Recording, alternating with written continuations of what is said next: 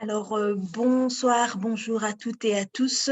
Je viens rapidement vous partager ceci. C'est une petite réflexion euh, qui, que j'entretiens, qui me traverse l'esprit depuis plusieurs mois, voire plusieurs années maintenant. Et j'aimerais vous en partager, en tout cas, mes conclusions, euh, mon analyse de ces questionnements qui m'ont traversé depuis pas mal de temps. Donc, pour introduire en fait le sujet de ma réflexion, je veux la formuler comme introduction sous forme de question. Voilà, la question est la suivante. Est-ce que la Bible peut-elle ou doit-elle encore être utilisée comme base culturelle ou juridique pour juger, pour traiter des faits, des événements qui ont lieu à l'heure actuelle, à notre époque maintenant? Ma réponse, elle est simple. Oui, je dis non.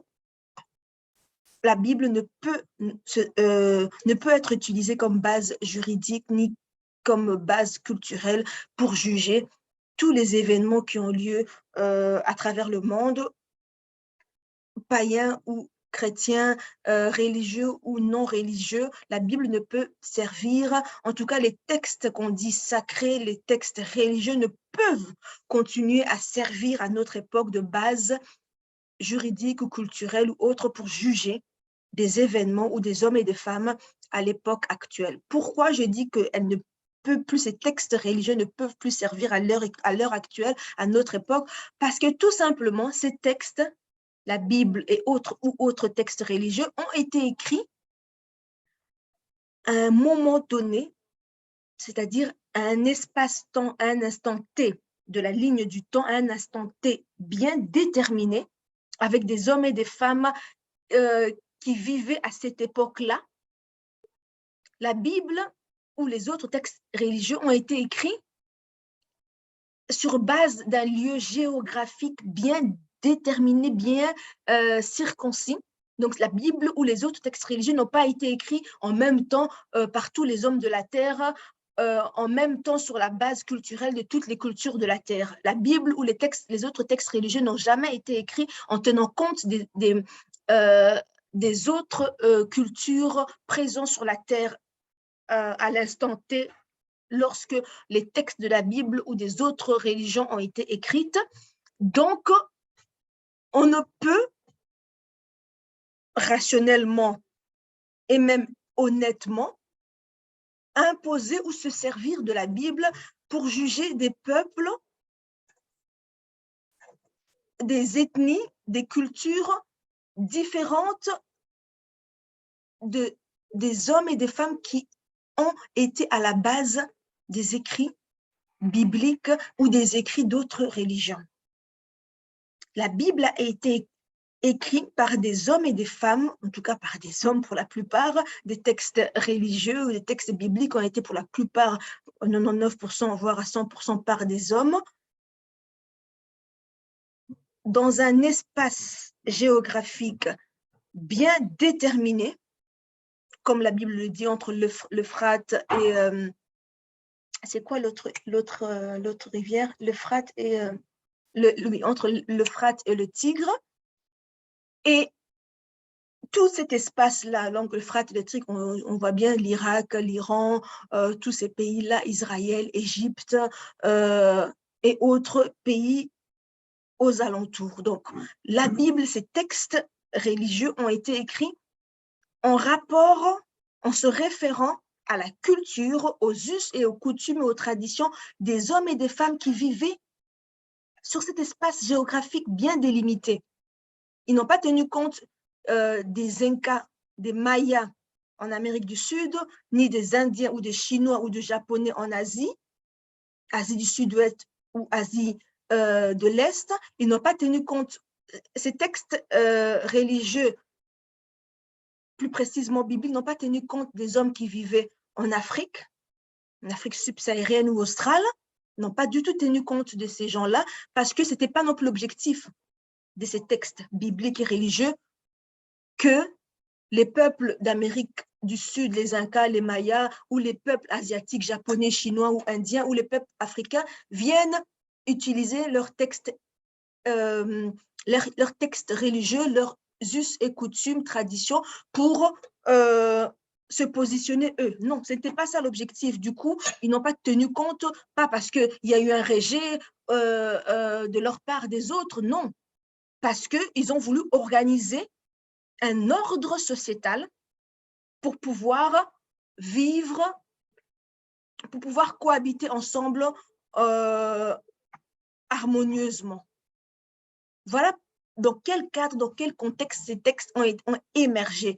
Ces textes bibliques ou religieux, c'est comme on pourrait, de nos jours, on pourrait les transposer aujourd'hui à des textes de loi, qui sont votés au Parlement, dans les assemblées nationales.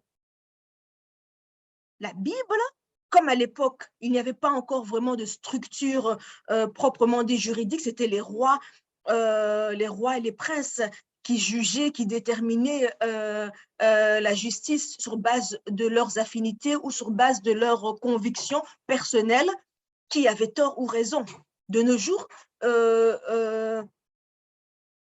tout est basé sur la loi, sur les lois, pour déterminer ce qui est bien de ce qui est mal. Et vous le savez, les lois évoluent parce que parfois, l'absence de loi fait qu'il y a un vide et on adopte une loi, on vote une loi dans les assemblées, dans les parlements, pour fixer justement les nouvelles normes pour un phénomène qui vient d'émerger. Tout comme il y a des lois qui sont soit abrogées, soit tout simplement supprimées parce qu'on estime qu'elles ne correspondent plus à l'époque actuelle. On estime qu'elles ne sont plus en adéquation avec notre temps présent. Du coup, il y a des lois qui ont été abrogées, qui ont été annulées, qui ont été retirées des textes de la loi qui n'existent plus. D'autres lois ont tout simplement été modifiées. Mais la base des lois d'aujourd'hui, oui, on parle le droit aujourd'hui, le droit commun aujourd'hui en Occident, c'est basé sur le droit romain. Mais le droit romain en lui-même est basé sur quoi? Elle est basée sur la culture de ces peuples-là, ces peuples d'Europe, sur leur culture, sur leurs traditions, sur leurs us et coutumes. Les hommes peuvent faire ça, ne peuvent pas faire ça, les femmes peuvent faire ça, ne peuvent pas faire ça, sur la base de l'évolution socio-économique de leur société, de leur territoire. Le droit romain, qui est la base des lois en Occident aujourd'hui, elle n'apparaît pas comme ça, comme par enchantement. Elle est tout simplement la codification de toutes les us et coutumes, les traditions qu'on a jugées bonnes à l'époque et qu'on a décidé de prendre comme boussole, comme guide pour guider les hommes et les femmes de leur époque, afin d'organiser un ordre sociétal pour le bien-être de tous.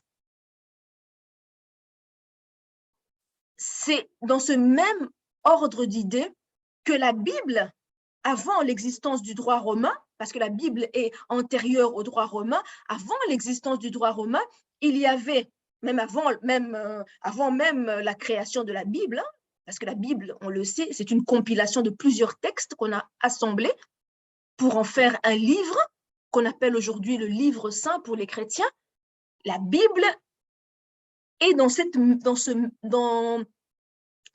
même ordre d'idées, avait pour objectif de créer un ordre sociétal, de faire en sorte que le bien-être de la société soit garanti et observé par tous, que les hommes et les femmes puissent avoir une base culturelle et juridique à suivre pour qu'il n'y ait pas de désordre, pour qu'il n'y ait pas de chaos dans la société. C'est pour ça que la Bible, les textes qu'on dit aujourd'hui sacrés, avaient la même utilité que le droit romain et aujourd'hui les lois. Et comme les lois évoluent avec le temps, au fur et à mesure que la société évolue, avance, ben, il y a des lois qui ne sont plus, c'est-à-dire utiles, qui n'ont plus de sens. Pour exemple, je vais prendre un exemple. À l'époque, dans les traditions en Occident, c'était les hommes qui sortaient de la maison pour aller faire la chasse, la guerre et autres, pour protéger le territoire, le village, les tribus et autres.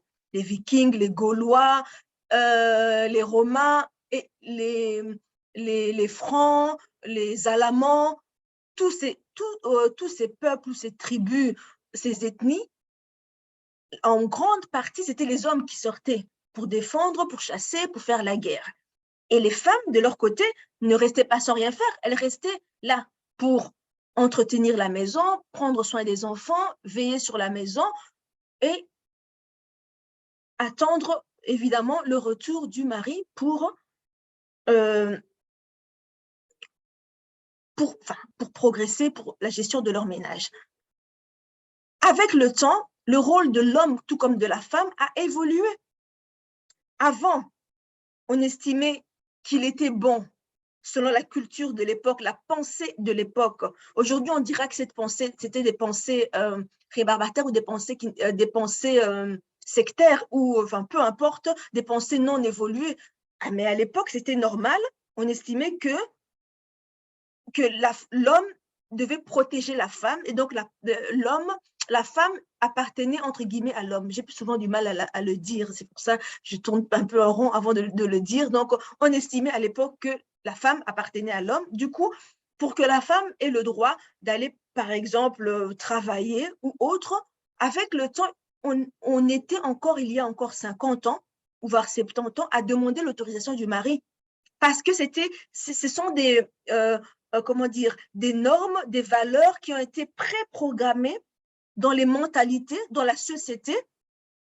Et ces valeurs, cette mentalité a évolué. Aujourd'hui, la femme en Occident, en Europe, n'a plus besoin de l'autorisation de son mari pour aller travailler. Parce qu'on estime que ces valeurs, sans les juger, sans les condamner, sont d'une autre époque.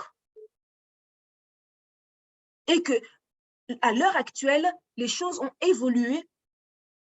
La technologie est arrivée. Les mentalités ont progressé. De même que la Bible, les textes sacrés qui ont donné naissance au droit romain, le droit romain qui a donné naissance aux législations européennes en Occident, ces législations européennes en Occident qui ont été par la suite copiées par les autres peuples du monde, trouvent leurs origines dans des textes autrefois dits bibliques ou dans des textes qu'on peut extrapoler, des textes saints, des textes religieux, pour devenir droit romain et devenir législation aujourd'hui. C'est pour ça que j'en reviens à ma question. Est-ce qu'on peut encore, de nos jours, utiliser la Bible, se servir de la Bible pour condamner, juger une personne ou un fait ou un événement? Ah mais non, pas du tout. Même ceux qui ont composé la Bible, les peuples qui ont composé la Bible, créé la Bible, n'utilisent plus du tout la Bible comme base pour juger une personne ou pour juger un événement. Ils utilisent les lois, les textes des lois qui sont en phase, qu'ils ont eux-mêmes votés et qui sont en phase avec leur époque. Parce que l'éducation, l'enseignement est arrivé et l'enseignement a été libéralisé pour tous. Donc la connaissance a été accessible, rendue accessible à tous. Donc les peuples sont sortis de l'ignorance. Donc il était plus possible de dominer les peuples, c'est plus possible de manipuler les peuples grâce à l'éducation, à l'enseignement. C'est pour ça qu'on voit qu'aujourd'hui, en Europe, en Occident, les peuples qui ont eu accès à l'enseignement, à l'éducation, se sont naturellement détournés des textes religieux, des textes bibliques, parce que ces textes-là n'ont pas évolué. C'est une des raisons d'ailleurs qui explique le déclin en Europe des églises, premièrement des églises catholiques, mais le déclin des autres églises vont aussi suivre au fur et à mesure que les gens vont accéder à l'enseignement de base primaire, l'enseignement secondaire et l'enseignement universitaire, au fur et à mesure qu'une plus large population, une plus grande population aura accès à l'enseignement, à l'éducation, les gens vont naturellement se détourner de ces textes religieux qui ne sont plus en phase avec le temps, qui ne sont plus en accord, sans les condamner, sans les juger, mais les valeurs des temps anciens ne sont plus du tout les mêmes valeurs aujourd'hui. Donc, on ne peut pas être en décalage et en déphasage avec notre temps. Et le fait qu'il y ait encore certaines communautés, certains peuples qui s'accrochent, qui insistent à vouloir observer ou à imposer aux autres la soumission à ces textes d'une autre époque, une époque révolue, un air, une époque révolue, un temps passé, le fait de vouloir imposer à des peuples, à des communautés, l'observation stricte de ces textes qui n'ont plus lieu d'être, fait qu'on a affaire à des extrémistes religieux, fait qu'on a affaire à des charlatans, fait qu'on a affaire à des gens qui abusent de la faiblesse ou du manque d'évolution, du manque d'accès à l'éducation, à la formation de certains peuples, de certaines communautés. Ces personnes en abusent pour s'enrichir illicitement. Parce que dans certains pays, encore malheureusement d'Afrique ou d'autres d'Amérique latine ou d'Asie, il n'y a pas encore de bonne organisation administrative du pays, des sociétés, pour encadrer tout ça. Parce qu'à l'époque même de la Bible, n'était pas sacrificateur, n'avait pas un rôle de sacerdoce qui voulait. Tout était bien cadré, bien suivi, bien contrôlé. Mais aujourd'hui,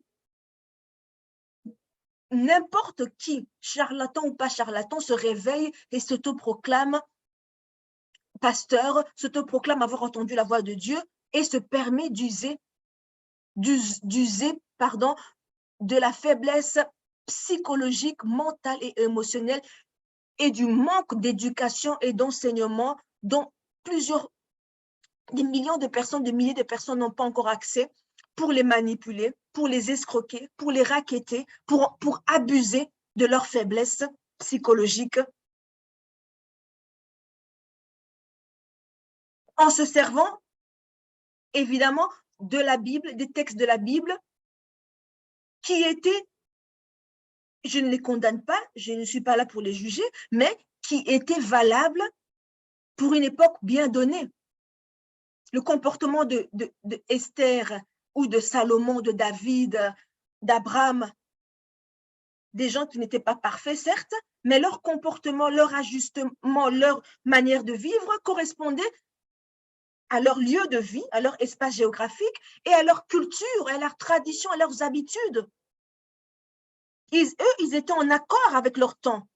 Aujourd'hui, ceux qui cherchent à copier la Bible, les textes de la Bible, il y a des dérives et des déviances parce qu'on n'est pas en accord avec notre temps, avec notre époque. Oui, vous me direz, certes, oui, mais les 10 commandements sont interchangeables, sont invariables. Oui, mais la base, l'esprit des 10 commandements, on les retrouve dans un cadre bien contrôlé, bien juridique, qui sont dans les lois, dans les textes de loi, qui sont encore actuels en Occident, dans les parlements, qui sont encore votés. L'esprit des 10 commandements de ne pas voler, de ne pas prendre ce qui est à autrui. L'esprit de ces 10 commandements n'ont pas été annulés, ils sont encore présents dans les textes de loi. Mais ce qui est à reprocher, à rejeter, à condamner, c'est la manipulation des textes bibliques, la manipulation des textes religieux, des cultures de l'époque ancienne, des cultures d'une époque révolue, des habitudes d'une époque révolue pour venir les utiliser pour manipuler ceux qui sont mentalement encore faibles, ceux qui n'ont pas encore accès à la connaissance, à l'éducation, à l'enseignement, ceux qui sont encore malheureusement dans l'ignorance et même de manière inconsciente.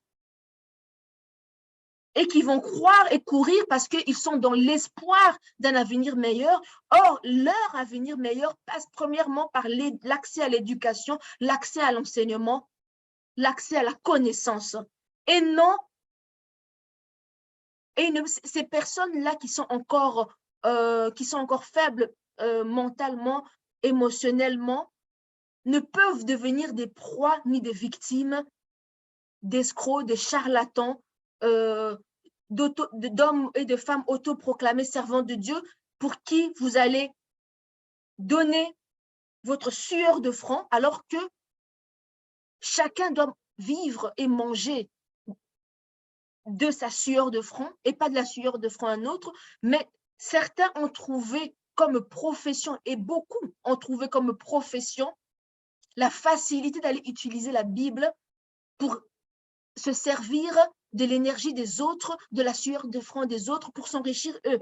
Vous allez leur donner tout ce que vous avez parce que vous avez espoir. C'est comme celui qui va jouer dans les jeux de loterie et de tombola. C'est la même manière. Les deux ont espoir d'améliorer leurs conditions de vie, d'avoir un avenir meilleur. Les deux ont de l'espoir ou sont dans le désespoir.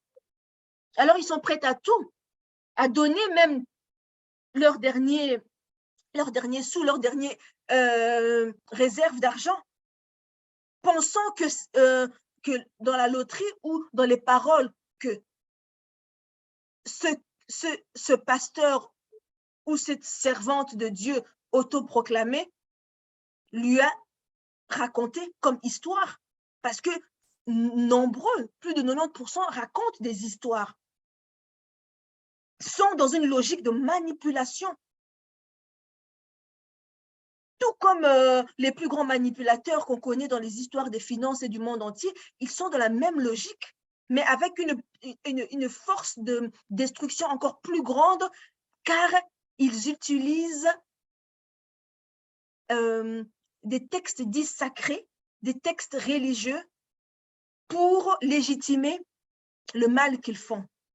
Aujourd'hui, la Bible, malheureusement, les textes bibliques, les textes dits sacrés, sont devenus des alibis pour commettre des crimes, pour faire du mal à ceux qui sont faibles.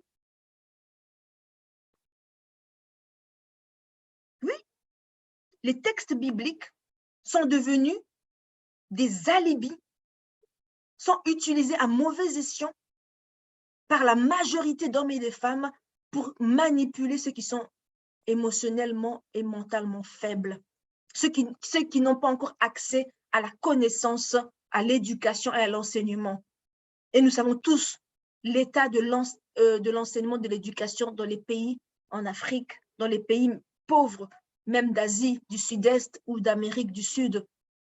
Les populations pauvres sans défense n'ont pas accès à une bonne éducation, à un bon enseignement, ils n'ont pas accès à la connaissance. Donc, de facto, ils deviennent la proie de charlatans, de manipulateurs, d'hommes qui s'autoproclament, des personnes qui n'ont pas trouvé de place dans la société,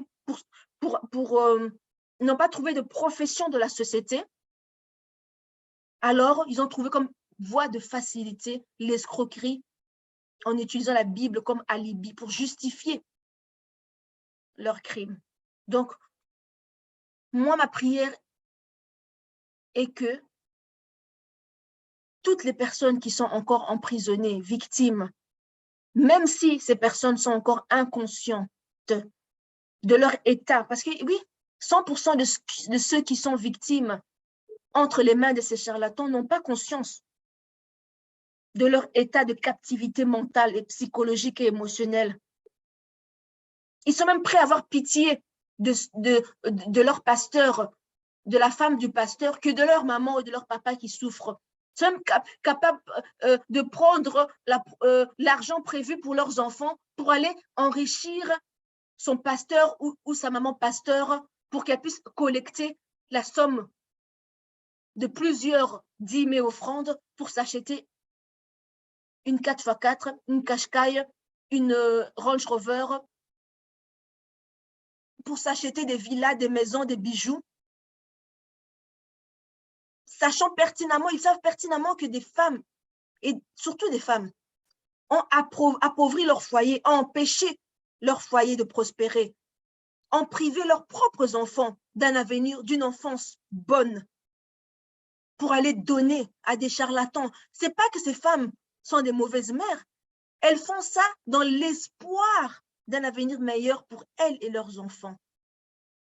Je ne condamne pas les victimes, mais je condamne leurs bourreaux, ceux qui les tiennent en captivité. On peut être inconscient, amnésique, dans l'ignorance de son propre état, mais ceux qui vous manipulent, vos bourreaux, sont conscients qu'ils sont en train de vous racketter, de vous escroquer et de vous détruire, et de détruire vos foyers. Alors moi, je prie Dieu qui voit tout, de vous délivrer en 2022, de vous délivrer des griffes de ces charlatans et manipulateurs, de vous affranchir et de vous donner la véritable liberté, celle qui vous permettra d'accomplir véritablement votre destinée, de vous déployer comme l'aigle et d'atteindre le sommet, la plénitude de votre destinée, et de ne plus dépendre d'un homme ou d'une femme, des paroles d'un homme, d'une femme. Et si Dieu veut te parler concernant ta vie, ta destinée, Dieu n'est pas limité. Dieu viendra à toi. Même si tu es distrait, Dieu peut stopper, arrêter le temps pour te parler. Dieu est capable, même si tu n'étais pas disposé à l'entendre parce que tu étais distrait dans l'ambiance du monde. Dieu peut même parler à un soulard qui n'écoute pas, qui est ivre d'alcool. Dieu peut l'arrêter un instant pour lui adresser son message. Alors crois-tu que ce Dieu-là n'est pas capable de venir te donner la prophétie pour ta propre vie? Es-tu obligé d'aller consulter des prophètes et des prophétesses à qui mentalement tu te rendras esclave car tu te sentiras redevable? Que tu le veuilles ou pas, psychologiquement, émotionnellement, tu te sentiras redevable de donner la dîme, de donner l'offrande. Or, la véritable relation avec Dieu, la véritable spiritualité, c'est toi seul avec Dieu et sans intermédiaire. Il n'y a pas d'intermédiaire entre ton Créateur et toi, parce que tu es d'abord, premièrement, l'émanation du Dieu lui-même, de Dieu lui-même sur terre. Tu es la manifestation visible dans le monde matériel de la puissance de Dieu. Alors pourquoi Dieu aurait besoin d'un prophète ou d'un pasteur, d'une prophétesse ou d'une maman servante pour t'adresser ton propre message, le propre message de ta vie? Non, mon frère et ma sœur, tu n'as pas besoin d'être sous la dépendance et la domination d'un homme ou d'une femme, parce qu'eux-mêmes sont des pécheurs comme toi et moi. Tout comme eux s'autoproclament homme de Dieu, servante de Dieu, tu peux t'autoproclamer pour ta propre vie. Homme de Dieu, servante de Dieu. Tu n'as pas besoin d'intermédiaire, surtout quand c'est payant. Même si au départ, on ne te dit pas que c'est payant, psychologiquement, on est déjà en train de te prédisposer à l'esclavagisme financier, émotionnel, psychologique. Il y a des femmes qui ont passé plus de 20 ans, 30 ans de leur vie au service d'une soi-disant maman pasteur, à porter leur sac, à prendre soin de leurs enfants, qui n'ont même pas eu le temps de se consacrer pour leur propre destinée, pour la mission pour laquelle Dieu les avait envoyés sur terre. Et ces femmes et ces hommes, leur destinée, leur vie sont condamnés, ils sont condamnés. Ils sont condamnés au jugement dernier parce qu'au lieu de se consacrer à la mission pour laquelle Dieu les avait envoyés, ils se sont rendus eux-mêmes esclaves. Certes, au départ, ils étaient fragiles, des proies faciles. Mais à partir du moment où tu entends la vérité, à partir du moment où au fond de toi, tu sais qu'il n'est pas normal de devoir cotiser pour que le pasteur et maman pasteur soient constamment bien habillés avec des cheveux de valeur de 300 €, avec des sacs de valeur de 5 000 €, de 500 €. avec des chaussures Weston, je ne sais quelle autre marque que les pasteurs africains et autres adorent. Alors que toi, tu vis dans un taudis, tu obliges tes enfants à vivre dans un taudis en disant que Dieu va faire, alors que tu es conscient que tu aurais pu économiser ta dîme, tes offrandes, pour offrir un avenir meilleur à ces enfants qui sont sous ta responsabilité. Le bien-être matériel et financier de ton pasteur, ce n'est pas ta responsabilité, mais le bien-être matériel, financier, émotionnel de tes enfants, de ton foyer, c'est ta responsabilité. Tu ne peux pas, toi non plus, maman, qui va offrir offrande et dîmes à l'église, après venir engueuler les enfants ou t'énerver sur les enfants quand ça ne va pas dans ton foyer, quand c'est l'échec scolaire, parce que tu n'as pas payé des cours particuliers pour tes enfants, parce que tu avais préféré payer la dîme dans l'espoir que Dieu allait agir au travers de ce que ton pasteur avait dit. Dieu ne va pas agir. Quand Dieu agit, c'est indépendamment de la volonté de ton pasteur, c'est indépendamment de ta dîme. Quand Dieu agit, il agit parce que Dieu agit même pour les païens.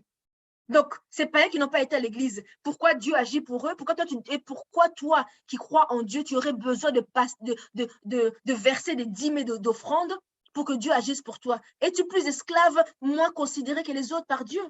Non. Dieu aime toute sa création sans exception. Toutes ses créatures sans exception de personne.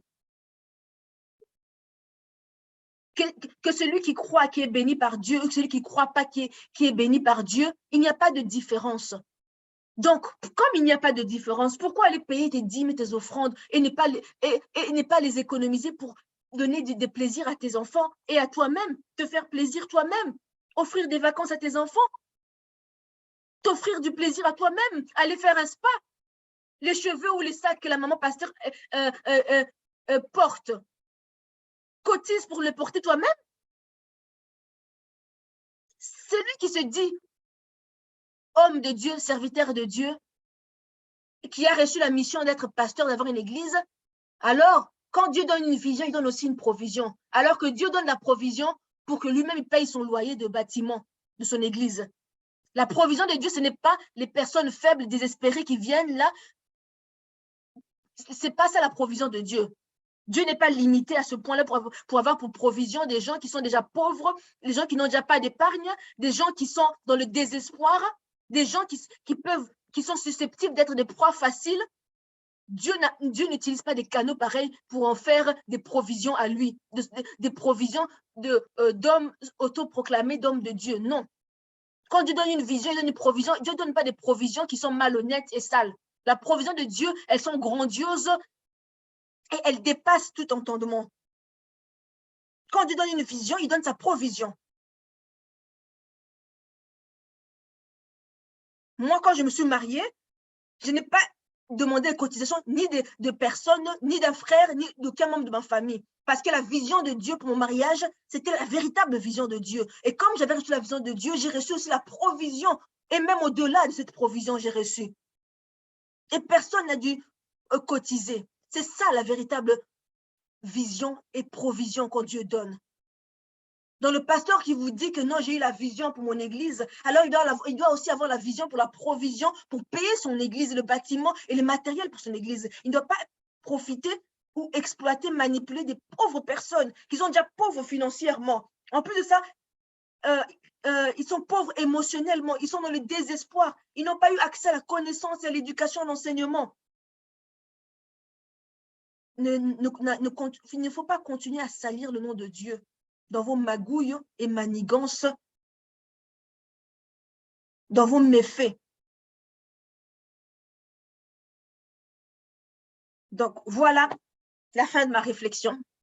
C'était sur base de la question suivante, est-ce que la Bible, les textes bibliques, les textes religieux peuvent continuer à servir de base culturelle, de référence culturelle, juridique et autres pour juger les hommes et les femmes de notre époque, les événements et les choses de notre époque. Et en deuxième lieu, est-ce que la Bible peut être utilisée pour légitimer les actions d'hommes autoproclamés servantes et serviteurs de Dieu? Non, à toutes les deux questions. La Bible ne peut pas, les textes bibliques ne peuvent pas servir ni d'alibi, ni de base culturelle, ni de référence juridique pour juger ou pour commettre de l'escroquerie ou racketter des gens. Voilà. J'espère que vous avez été bénis par cette réflexion, par cette analyse que je vous ai partagée. Et je vous retrouve la prochaine fois. À bientôt.